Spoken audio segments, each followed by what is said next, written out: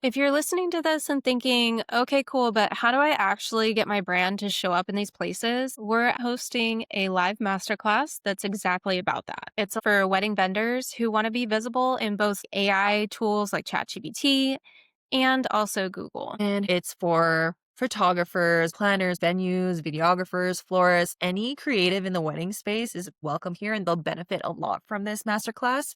So, especially if you're tired of posting daily and you're still not getting consistent leads, there are other ways that you can do that. ChatGPT is a powerful tool, and we're not only just covering that, we're covering SEO for your website, blogs, just getting that core foundation really run through so that you can get found through ChatGPT. We say Welcome to What Couples Want. Today, we're talking about how couples are actually finding their wedding vendors. there's five main ways. And in today's episode, we're going to break them down one by one. And of course, at the end of the episode, we'll go over this week's trending topics in the wedding world through ChatGPT. But first, let's just kind of catch up on the story from last week. So, as most of you guys know, I got engaged. Last week, me and Alex went to the custom jeweler. So what happened is that he got me a little like placeholder ring because obviously we didn't want to have a Kim K moment and drop the ring in the ocean or have it like fall between the coral. That would just be a nightmare. And so he was actually really smart and got me a placeholder ring and went to 4 or 5 different jewelers. The first 4 were all the big jeweler branded stores. And they all just tried to sell him bigger is better, blah, blah, blah, obviously just trying to upsell him. And so he was super frustrated. And he was talking to one of his coworkers about it. And his coworker's like, hey, I actually got my ring custom made by this jeweler. That's really amazing. She lives in Calgary. Let me give you her contact. Power of referrals. And so he set up an appointment with her and he went over to her house and had a conversation. He's like, I don't really know what Kim wants. I don't even think Kim knows what Kim wants. And so she's like, look, like, don't stress. A modern day couple nowadays are just going and ring shopping together. So what I can do is I can just give you this free ring to take with you. Go have at it. And then when you come back, just return the ring to me. And then we'll just kind of have discuss details on the actual ring that she wants. So last week is when Alex and I went to this custom jeweler. I pretty much sat down, told her what ring I wanted. It's a nice, timeless, but also very unique ring. And she's making up renderings for me this week. And then I guess we'll see what the ring looks like. That's so exciting. Oh my gosh. I can't believe you're getting something custom made. I did not think that that would ever come to it, but I'm super excited. It was just a really special moment for us too. So, and I'm glad he did it because I feel like if he were to pick the ring, I'd be like, I don't know if this is like what I want. It took me a while to figure out what I want too. So, and Does it look more traditional or something that's more unique? no, it's a little bit more unique. So it's gonna be an oval cut, and then the band is what makes it unique. It's almost like an infinity band. It loops to the side, and then it like brings down and loops over. So it's like almost like yeah, it's like this like infinity type thing.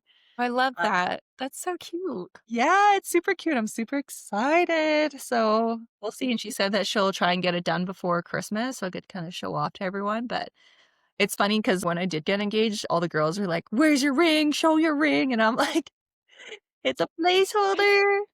Yeah. Oh, that's awesome. But that was so perfect, especially when you're traveling, you never want to take the real thing. Oh yeah, for sure. That would have been so scary to bring on, but smart man. That's why I'm marrying him. Have you seen those reels that photographers post? They have a ring and they're setting it up for this really cool detail shot. And then you see them drop it and it ends up being a joke. But the whole time you're like, oh, I can't believe they lost the ring. No, I actually was watching this TikTok of this photographer who was doing detail shots. The ring was hung up on a hanger on patio deck, and she moved the ring slightly, and it dropped right into the patio deck crack. But the crack held up the ring just enough for her to pick it back up. Imagine if it just went swoop right down the crack. That would have been Heck no. a nightmare. It would have Mm-mm. shat my pants. Goodness. Yeah, y'all get a gold medal for working with stuff like that. That would give me too much stress. Yeah. Today, we're going to talk about the five main ways that couples are searching for their vendors right now. Vendors, whenever we talk to them, they seem to be kind of confused about where to put their energy. So, we're going to break down each one, the pros and cons, and then an actionable step that you can take with you to amplify your business in that arena. We kind of want to think about marketing as a camera tool belt. You're going to have so many different notches and like buckets for you to just kind of focus your energy on. It can't all be in Instagram. It has to be sort of filtered out. It has to be Pinterest. It has to be your Google My Business page, has to be your website. So, making sure that we're really kind of spreading ourselves out just enough to get our name out there. This is especially for those vendors that feel like they're burnt out on social media and they can't quite figure out what the algorithm's all about. And if you really feel like AI is a little too technical or confusing, this episode is just for you. Okay, so the five places that couples are actually searching for vendors. The first one is TikTok. So let's kind of just jump into TikTok really quickly here. For myself as well, I do a lot of TikTok research where I'm traveling, what clothes are all the girlies wearing, venues, locations, restaurants, all that. Like TikTok is the best when it comes to searching. So a lot of couples are actually typing into TikTok. They're looking for these poses, they're looking for these dress types, these rings. So we want to make sure that your TikTok is like really done up strategically in a way where you can get found. So, first is always adding title on there. So, go into the TikTok app, type the text button, put the button into your video, and then just type in whatever couples are searching. They could be like wedding at this venue in this location. So, something like that, or like a unique wedding venue in Alberta, sort of those style of searches. Next, you're going to make sure that that's noted into your description as well. And you can put that into your location too, making sure that all of those are getting hit right away. If you're doing a voiceover, I think that's really powerful.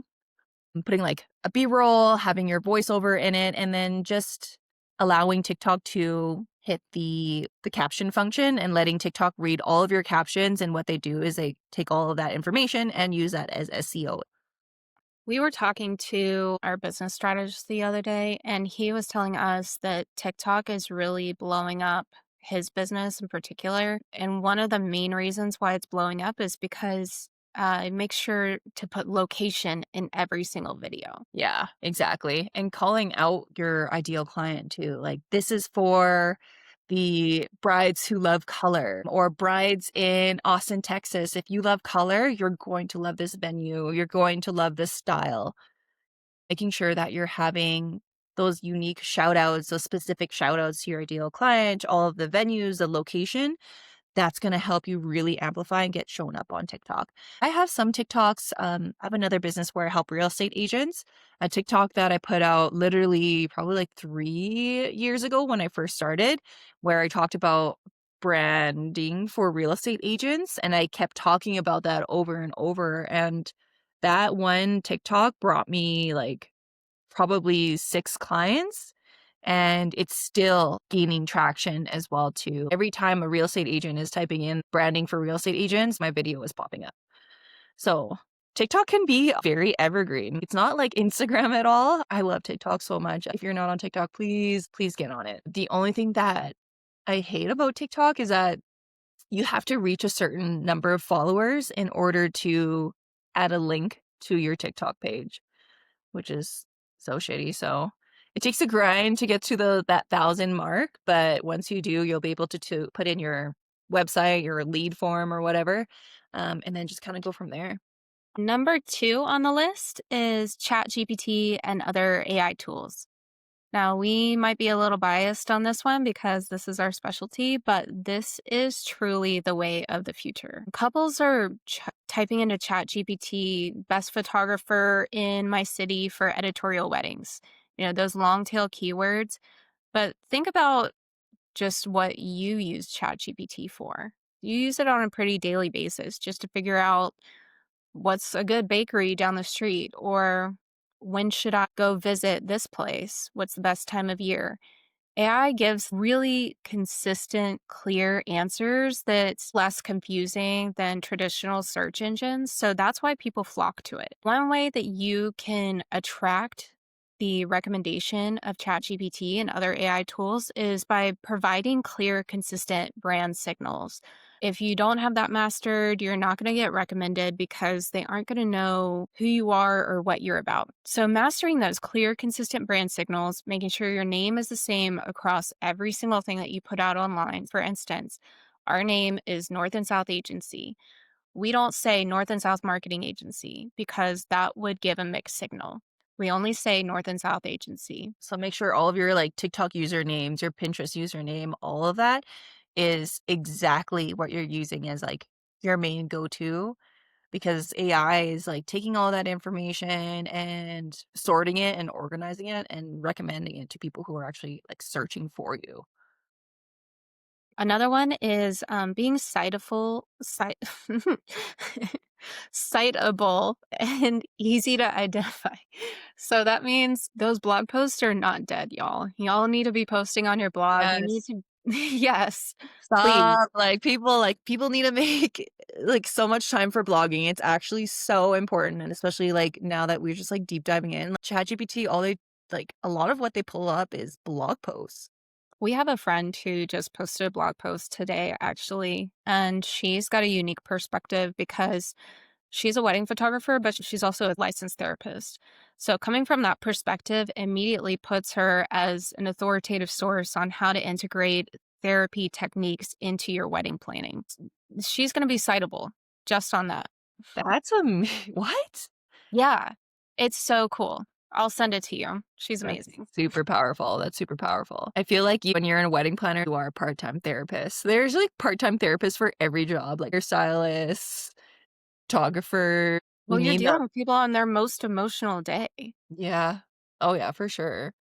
And mm, y'all got the patience of an angel. Yeah. You would have to have so much patience to be working with brides, and I'm sure some brides can be a little bridezilly, and you have to have so much patience for that and just kinda give a little bit of grace. They're going through such a hard, frustrating time.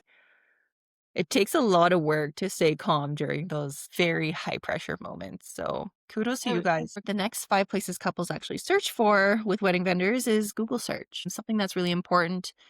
A lot of venue led searches, photographers who work at X venue is really important because we kind of want to think about it in a way that when people are searching for venues on Google, a lot of like the photography that comes through and all of those blog posts that come through that are tagged to that venue um, get shown up. So if you're a photographer and you already shot that venue, maybe ChatGPT is going to like post your blog and show it to the client, or maybe that client is going to see all of your photos that you took of that venue, whether that be like on your website, blog posts, or TikTok, they're looking at your work right away. So you want to be the first one in line right after the venue. That's so important. Google search is really still powerful. We really want to make sure that we're anchoring in on all of our core SEO foundations, making sure that your website has like all of the H1 tags, like the appropriate H1 tags, all of your photos have alt text on them, and then making sure that like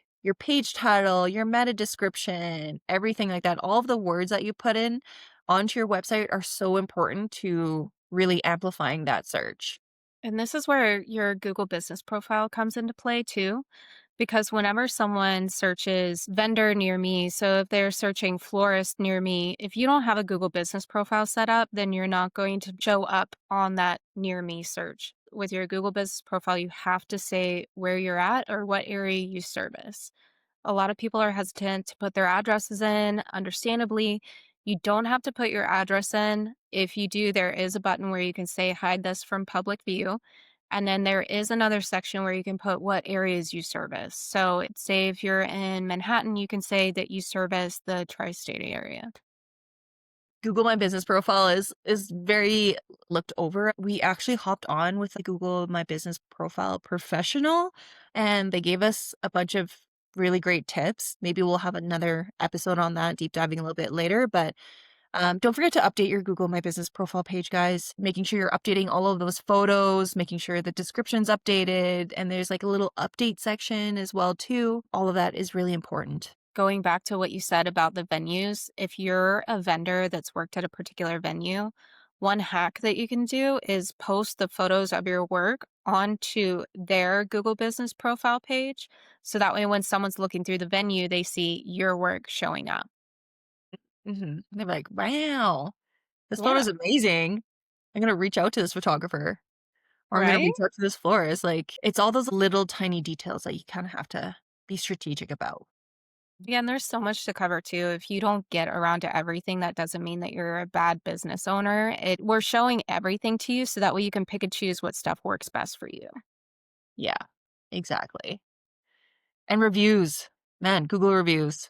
We need to be really hard on those Google reviews. Like, I don't know, a lot of vendors have issues with obtaining Google reviews, but maybe there's a strategic way of doing it. I've heard of someone like, if you leave me a Google review, I'll send you a Starbucks card. The strongest technique to getting a Google review is asking for it immediately after the service is provided, or even sending it right as the service is ending, whatever your service is, because it stays top of mind for the client. And make sure that you tell them to in person, face to face, if you do meet with them face to face. I'm going to send you a Google review. This is probably more important than anything else that I'm going to send you because this helps me grow and helps show other people that my business is reputable. We really need to anchor in and just go hard on that. Mhm. I And think even if somebody doesn't end up working with you, but they have a good experience going through the planning process with you. So, for instance, you have a really great discovery call, but they end up not booking you just for one reason or another. Still reach out to them and say, "Hey, thank you so much for letting me know. If you could please leave me a Google review about your experience with me in the discovery call, just saying how the discovery call went." That's another way that you can get reviews too. if you can get like the people to write a review for you, mention your business name, that's also really powerful. Again, we're going back to that like brand signal that ChatGPT is sending out all the time. Every time someone's shouting out your name, like whether that be like on Reddit or your Google search, like that's important. Mhm. You have the clout. Instagrams. Instagram. Oh, well, okay, so that Instagram's how we met. So I will say you can find your best friend on Instagram, you know? It's a good place for finding things. That's true. That's true. I have such a love-hate relationship with it, and I think a lot of vendors too. It's just such a grind when when it comes to building out your business profile. But Mhm. the connections that we've made and built through Instagram are just priceless. Also, too, if you look at our Instagram, we've gotten a lot of compliments on it. There's a whole team behind our page. In case you didn't know, we have one person that helps us create content with like the artistry of it, and then another person that helps us with community engagement and making sure that we're staying on top of all of our messages and also staying on top of hyping y'all up on your photos by comments and likes and stuff like that. There is a whole team behind our process, but I will say, like, that process has been so significant for us building those connections, like you were talking about. I mean, we're hosting a masterclass in a couple days. And one of the reasons why we've had so many people sign up for it is because we've talked to them on Instagram through the DMs. Now, we only felt comfortable with that because we had engaged with them on Instagram for, I mean, in some cases, years. It takes a long time to build that rapport with someone, but it honestly all it takes is someone posting a story, you replying to it, you hyping them up, like giving them a like. It's just like little things like that that kind of just build that relationship with your client as well too, or whoever like your dream client. That's really important just to keep Instagram social. I know it's hard, but it's just something that we really not kind of need to focus on when we're humanizing our brand. As we saw one statistic and we mentioned it last week, I think it was 73% of couples follow their vendors before even booking with them. So those follows that you receive, make sure that you stay on top of them. And reaching out to them makes such a huge difference. Just thanking them for the follow and saying you're looking forward to connecting with them. It's also just showing off your personality. I know it's really hard. I'm really guilty of this too, just posting my work. That's great. People need to see your work, but also people want to see what personality you have, how you can actually click. It's so important. That's exactly why Caroline reached out to me is that she saw my Instagram and then went to my website and then my website was pretty stacked with my personality, what I like, what I don't like. And so I think that's probably one of the reasons, obviously, there's skill involved with that, but another reason that you reached out to and like, I think I'll get along with this girl a lot. And there's going to be different buyers for everything. There's buyers who look at analyticals, like what are you presenting, like how good you are. There's buyers who, when they reach out to you, they're just looking for someone to just really vibe with as well. And there's buyers who are just looking for someone who's more like type A that they'll just kind of hold their hand and just kind of be that like soundboard while they're going through everything. Your dream clients are out there. They just like don't really know your personality yet. So we want to make sure that we're flaunting it as much as possible. Don't think that putting your personality out there is going to alienate a certain type of crowd. If anything, it's just like Kim said, it'll sort and filter the people that are meant just for you. And it's going to Yeah. make your experience so much better because you're only working with people that you love to work with. 100%. Like people get so stuck in that sort of that niche thing, or I'm so scared to show off that I'm having couple drinks and having fun. But don't you want a client that has drinks and has fun too? We want to get away from working with those clients that just are such a big headache. And you're working with this person for literally all day or gearing up 6 months before the year or two. We want to make sure that we love them. That's when we love our work, is when we're working with clients that we truly have such a connection with. I think we forget about that too. It's not always about the numbers, it's how you made someone feel at the end of the work. Another thing too with Instagram is it's a proof of life. Websites are great, but they don't get updated very often.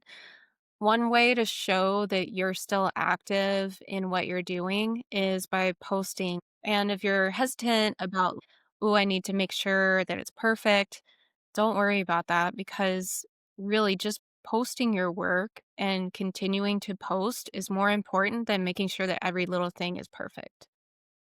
Post the dang thing. What Yeah. did our business partners say, our business strategist? He's like, "You came into this world, the chance of you even being here is so fucking slim. You came up with this idea, and why are you so afraid to post and talk about it when we're literally on this floating rock?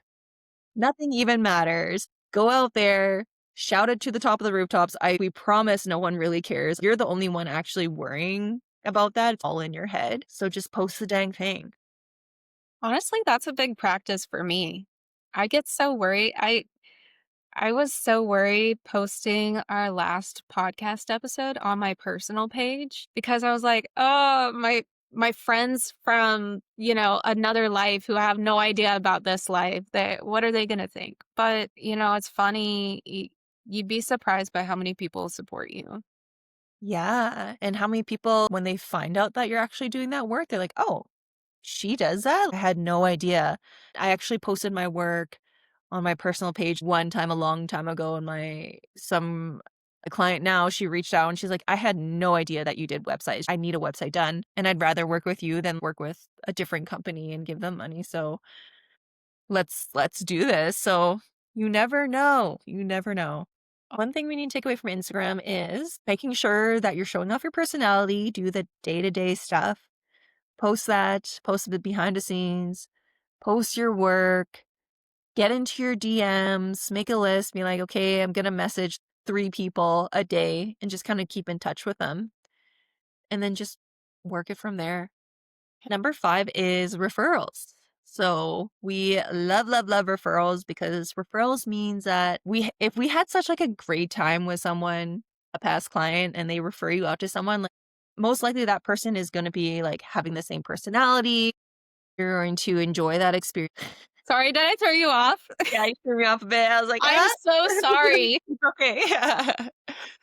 Having people recommend you is just like the highest compliment that you can get in your business. Yes, 100%. And it doesn't even have to be like past clients too. There's other strategies when it comes to this. It could be your friends.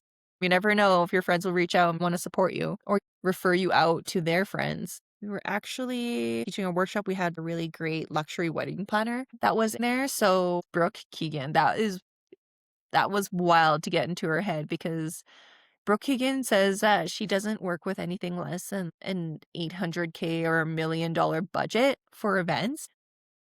When I heard that, I was like, that is so fucking wild. But it took her a lot to get up there. 20 something years, I think. Yeah, Yeah. the 20-year grind. 20-year grind.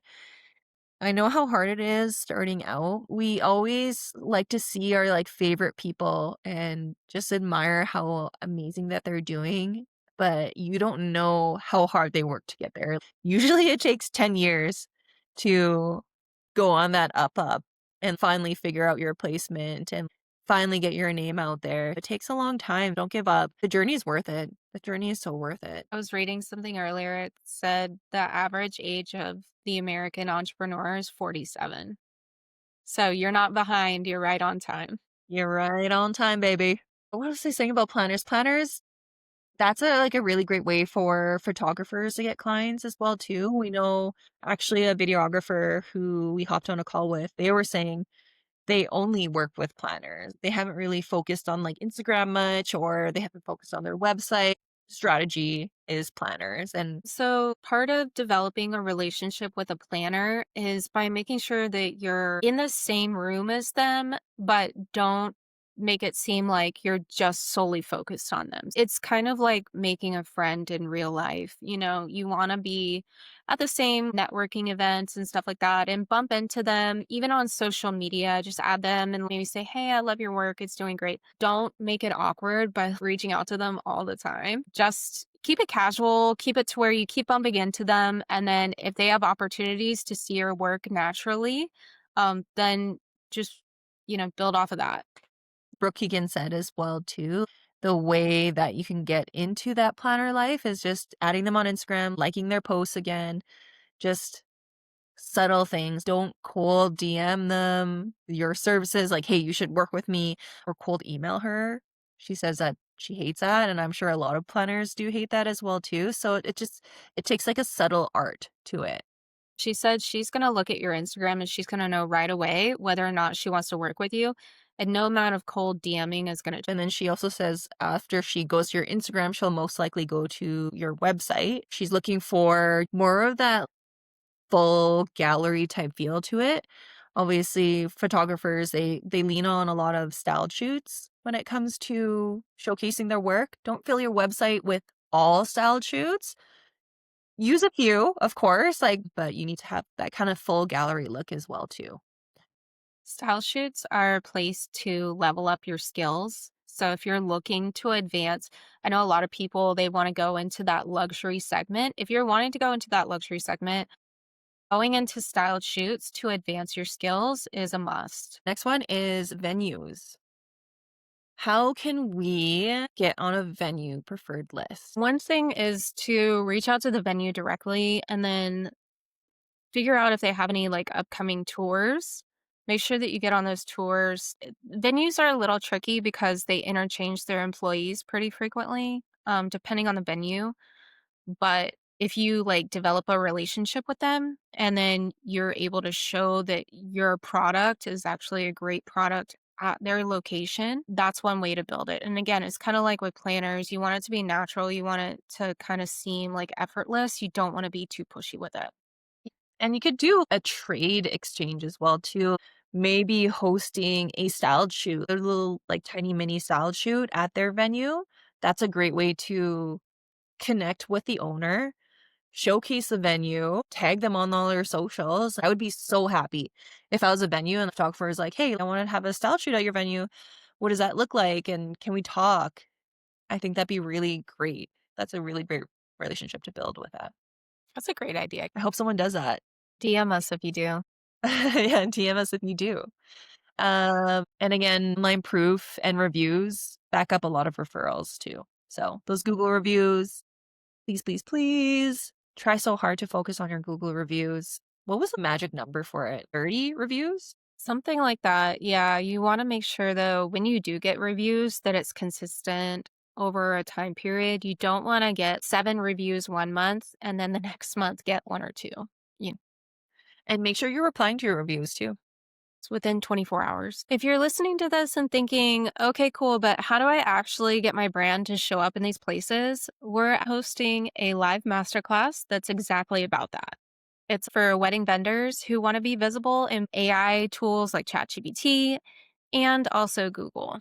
And it's for photographers, planners, venues, videographers, florists, any creative in the wedding space is welcome here and they'll benefit a lot from this masterclass. So, especially if you're tired of posting daily and you're still not getting consistent leads, there are other ways that you can do that.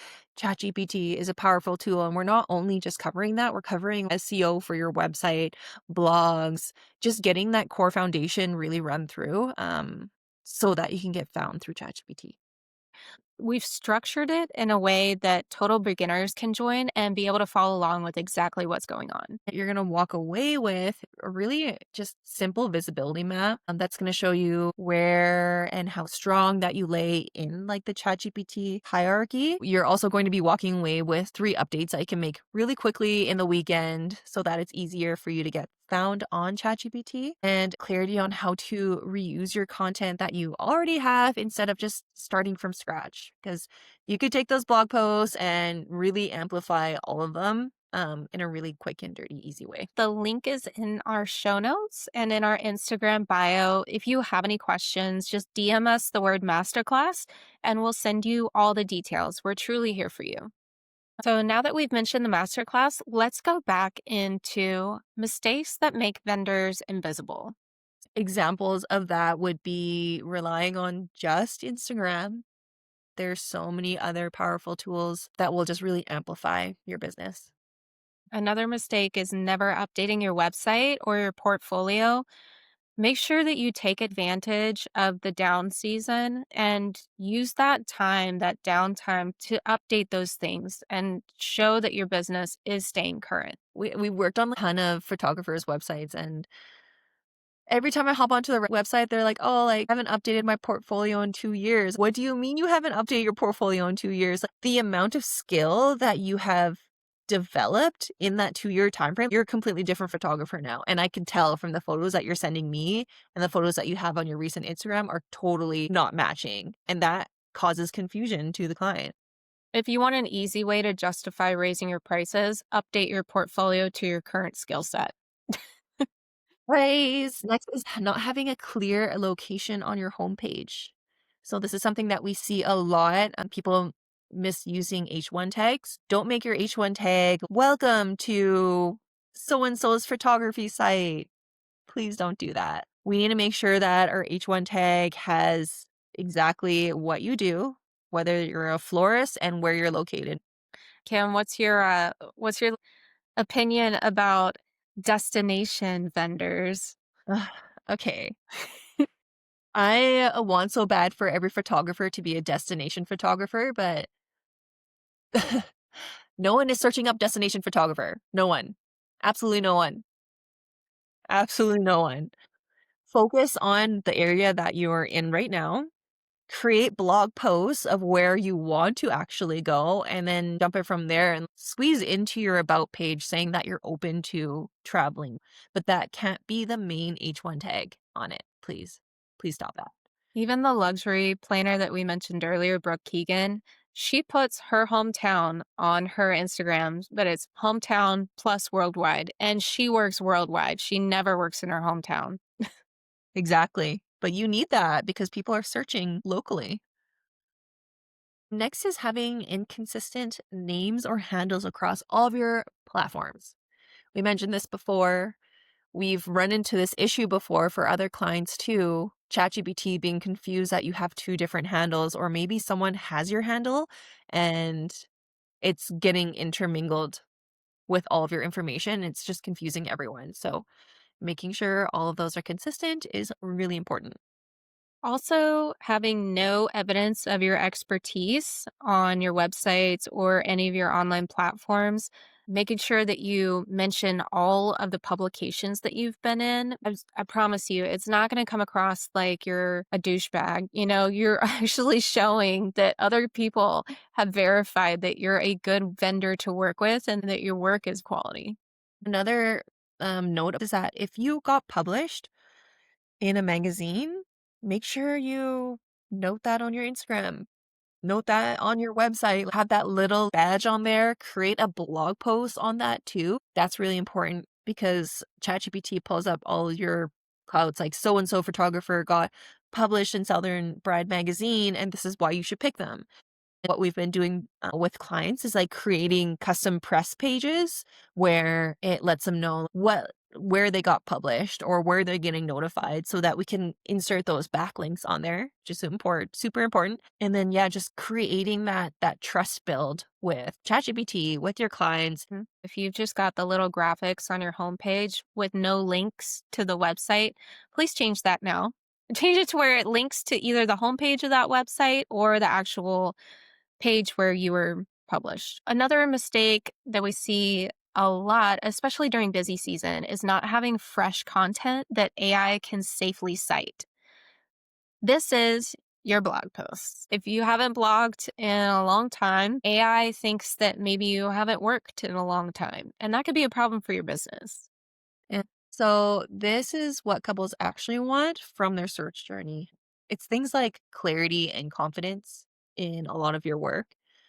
I think we can really tell how confident a person is through their Instagram, through their website. So making sure you're having a lot of clarity and confidence when it comes to just showcasing your work, making things understandable and easy to read as well is really important. Something that's become mega important after COVID is making sure that couples feel like they have emotional safety. So, this could mean making sure that you note that you are inclusive of all different types of couples on your profile and on your website. That's super important. Another thing, too, is demonstrating that you capture authentic emotion. A lot of couples find that to be really important. So if you're just static on your pages, you're not showing any personality, they might not feel comfortable with you. Having visual proof that they all belong in your portfolio, making sure that it's not just beautiful models on your website, because sometimes people come to your website and they're like, I don't see myself as this person, so they won't connect with you at all. But again, going back to that personality, vendors who feel like humans, not corporations. It used to be back in the day, the more that you were robotic, the more that people thought that you were haute couture in the wedding world. That's not the case anymore. The more that you show your personality and show that you're human too, the more that they feel like they can identify with you and want to work with you. Those want real language instead of just the jargon. I know it's a fine line with using just like your real personal voice, how you talk, and being strategic in a way that is good for SEO as well as is good for ChatGPT. There is a fine line there, but you can mix the two. You can be strategic when it comes together. ChatGPT also helps you out with all of that to really pull in your language. And last but certainly not least, making sure that they're able to quickly understand your pricing and your process. You have to outline that in detail on your website so that way they know immediately if you're the right person to work with them or not. Okay, so we're going to talk about the actual marketing trends that are happening in the industry. So let's get straight into it. And this is happening for this week. So, overall, the trends are tons of couples are now planning weddings with ChatGPT. Studies show that over one third use it on a regular basis for their wedding planning. And people are getting engaged for 2026 weddings and they want to start their wedding planning journey a little bit earlier. So normally November is like a really slow planning month, but not this year. AI is actually making it a bit busier. One of the top things that couples are searching for in ChatGPT is budgeting help. So, couples are asking ChatGPT to help build realistic wedding budgets, which will really help for all of those Pinterest brides. So that way they can actually figure out what's realistic and what's not. I know planners out there are saying hallelujah. Which is so fair because, like, sometimes, like, the wedding budget nowadays is getting absolutely nutty. Like, average wedding cost here now is what is it, like 70, 60 grand for a wedding? But, like, how much is it in Charleston? Yeah, in Charleston, I feel like my personal opinion, I've heard a lot of people throw out the $100,000 mark. Yeah, like, that's absolutely insane, and I feel for a lot of couples because you some people just can't afford that. And so with ChatGPT helping them create these realistic wedding budgets, again, just just opens up a new variable and area for you to swim in. So they're using it to break down their guest count, their location, and their price range. It sounds like they're getting pretty nitty gritty. Money's tight with this kind of economy, so people are wanting to spend smarter and avoid any surprise costs that may come. And it's noting that many people are actually planning early to catch holiday deals to lock in cheaper prices. I don't know how this goes for venues. I guess some venues do holiday deals and some photographers do holiday deals as well too. So ChatGPT is probably just catching all of these deals and locking in those prices. hmm I know some photographers do Black Friday deals for engagement shoots. Yeah. Yeah. Next is finding vendors. So super important, guys. Again, people are using ChatGPT to find venues, photographers, caterers, and they're using it to write emails to the vendors for them. Many couples also want to book for 2026 vendors now before they actually fill up. And LGBTQ plus couples are often looking for wedding vendors who are openly welcoming. So if you are into the LGBTQ community, you note that on your website, but like how do we extend that a little bit further? How do we extend that into your Instagram page? Put that into your bio, your TikTok, do TikTok posts about it, blog posts, all of that. So when you're finding that couple who is LGBTQ, your profile is popping up and showing it to them. One of our photographer friends actually posted that she created a whole Facebook group full of friendly vendors. Oh, I love that. Mhm. I love that. Yeah, and she said something that I thought was really poignant. She said, "There's no reason for you to have to wonder whether or not the vendor that you're working with aligns with you." And I think that's so true. Yeah. One of the big ways that couples are using ChatGPT is for writing vows and speeches. There was there was a news story recently that a bride got upset when she figured out that her husband wrote his wedding vows using ChatGPT. Make sure that you take out those dash marks and remove the page spaces if you're going to do that, and try and customize it as much as possible. But lots of couples want vows that feel personal, not too cheesy, and many want wording that fits like non-religious or LGBTQ plus ceremonies. Some worry about vows sounding too AI, as they should, and ask them to keep them authentic. Hmm. Actually, I saw a post that ChatGPT posted on Instagram, and they're like, "We hear you. We're so sorry for putting those M dashes in. We thought it'd be a classy feel to it. We are rewriting our program and script now to remove those M dashes," which is true because lately I've been typing in stuff and it's been giving me less M dashes. Hallelujah. Thank God. I never used M dashes before either, and I'm like, this definitely does not sound like me at all. See, I was the person that did use them, and I miss using them. I do. Oh, no. Can't be myself anymore. Another marketing trend that ChatGPT is seeing is that there's a lot of family drama and etiquette that people are searching for. So, with the holidays coming, people want help dealing with family questions. Common questions like having no kids at the weddings, guest list fights, and pushy in laws. So, what chat is helping with is word things a little bit politely so they don't start a ton of drama. And LGBTQ couples often ask how to handle unsupportive relatives when it comes to wedding planning. So that's pretty interesting. People use ChatGPT as therapy sessions, so I can totally see that this is marketing trend that's happening. It's so nice to have something to go to that you get an unbiased response and advice. Okay. And then the fifth thing that couples are using it for this week is for creative ideas. So they're asking for color palettes, decor themes, ideas for signature drinks, kind of dabbling into what wedding planners would suggest a little bit. Winter and holiday wedding ideas are trending a lot right now. It is that season, and many want fun, unique touches that feel personal. So, some are asking about mixing tech into weddings, believe it or not, AI photo booths, unique guest experiences, and stuff of that nature. Hell yeah. Hell yeah. I love that. I love just a unique approach. There's a space for traditional weddings, but how do we keep it more personal? How do you mix in your personality into it without being too traditional? So I love these and I love the themes. I'm a theme girly. So Yeah. I love. actually heard about a unique wedding. Well, it might not be unique, but I felt like it was unique for me in the South. It was a backyard wedding in Brooklyn, New York, and it was really cool. They said that there was only 9 people in attendance, and they had the florist come in and do florals in their backyard. And instead of it being a traditional thing, they turned it into all autumn colors. So it blended with the changing of the leaves. My gosh, that's so cute. And I she love. said that the bride wore a green dress to go with it. Hell yeah. Yeah. Do it up. Do it up. That's amazing. I love how unique it is. Oh, Yeah. that makes me so happy. Yeah. Okay, and so now we're gonna dive into like the regional US trends that people are searching for. Obviously, there's gonna be different personalities and styles in every region of the states.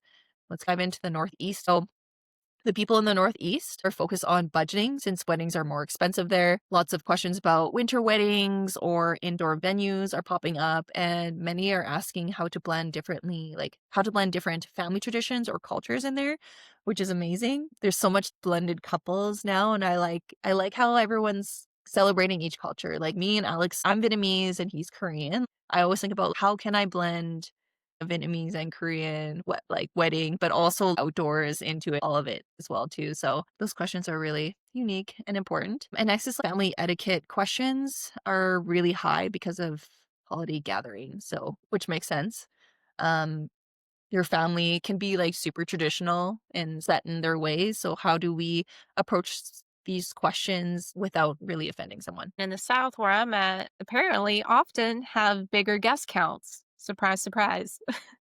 Yeah, I feel like weddings are like Super Bowls down in the South for real. People want help with emailing vendors politely. Micro weddings are becoming popular because intimate is the new luxury.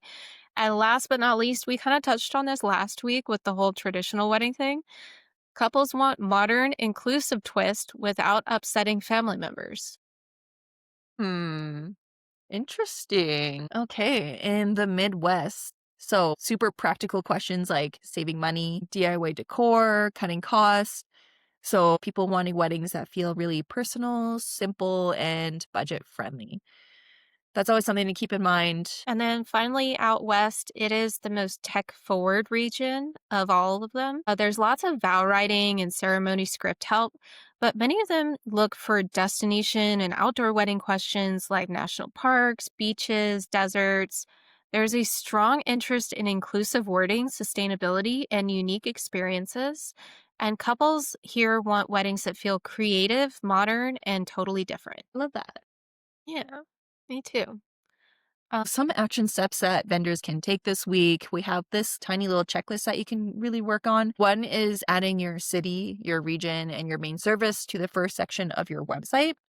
Next, update at least one TikTok or reel caption to include the location phrase couples might actually search for. Number three is choosing one blog post to refresh with better headings, clear keywords, and calls to action. So if you have a blog post already, just go back in, make sure that the heading is optimized. Optimized means like, can it be searchable, clear keywords on there, making sure that you're mentioning those specific like tagline keywords at least a minimum of 3 times through your blog post and having calls to action at the end. So at the end of every blog post that you're writing, make sure that you're leading them to your intake form or you're leading them to a resource, getting them to reach out to you. These are important to put at the end of your blog page to continue that transaction moving forward. Number 4, making sure your Instagram name field clearly states what you do and where you're at. We talked about this a little bit earlier, but really want to hammer this home. Number 5 is Google your business name and see if your name, logo, and links are consistent across the first page. Making sure all of your brand signals are cohesive. Your TikToks, your Instagram, your LinkedIn page, make sure that's all the same as well. If you just did those 5 things, you will already be more visible to both couples and AI tools than a huge percent of the market. And that's it for our episode. Thanks so much for watching and listening, guys. If you want help mapping out where you show up and how to become that vendor AI tools actually recommend, we have this upcoming masterclass on November 25th at 8 p.m. EST. The link is in our show notes and in our Instagram bio. You can DM us masterclass and we will send you everything that you need. We've wanted to create this podcast for such a long time, and we're so grateful that you are here and listening to us. If you could like and subscribe or leave us a comment, that would mean the world to us. You guys are the OGs. Thank you so much for all of your support and help. And we're really here to serve you guys. So we'll see you guys in the next episode. Bye.